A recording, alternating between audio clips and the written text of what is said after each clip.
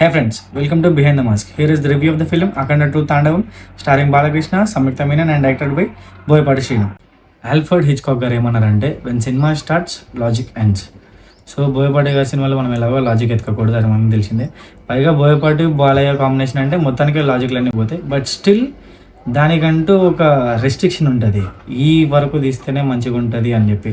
బోయపాటి గారు డెఫినెట్లీ ఇది మూవీలో మర్చిపోయింది. And frankly speaking, we don't need movies like this. నాకైతే ఎక్కలేదు భయ్య, నచ్చలేదు.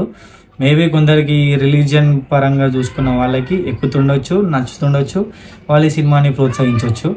బట్ మాకైతే ఇలాంటి సినిమాలు అవసరం లేదు.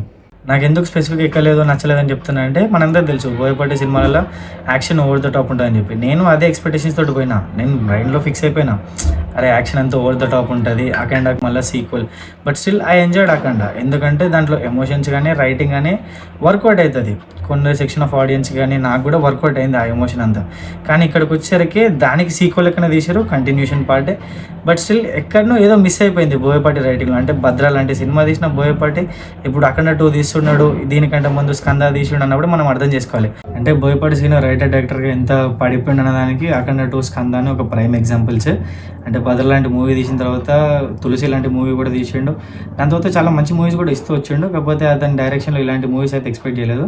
సినిమా రివ్యూ అన్నో ఇప్పుడు డైరెక్టర్ గురించి మాట్లాడాను, యాక్టర్స్ గురించి ఏం మాట్లాడారంటే coming to actor performances, Balakrishna గారు, సంయుక్త మీనన్ వాళ్ళకి ఇష్టం క్యారెక్టర్లు వాళ్ళు బాగానే చేశారు. And Thaman BGM as usual ఇరగొట్టేసాడు.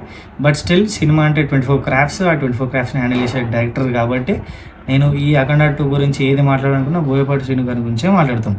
ఎందుకంటే we don't need movies like this and you don't make films like this.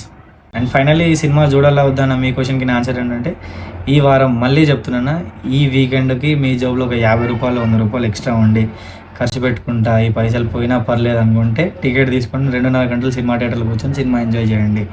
కానీ 10 రూపాయలు ఉన్నా దాపెట్టుకుంటా అంటే డెఫినెట్లీ వద్దన్న. It doesn't worth your money.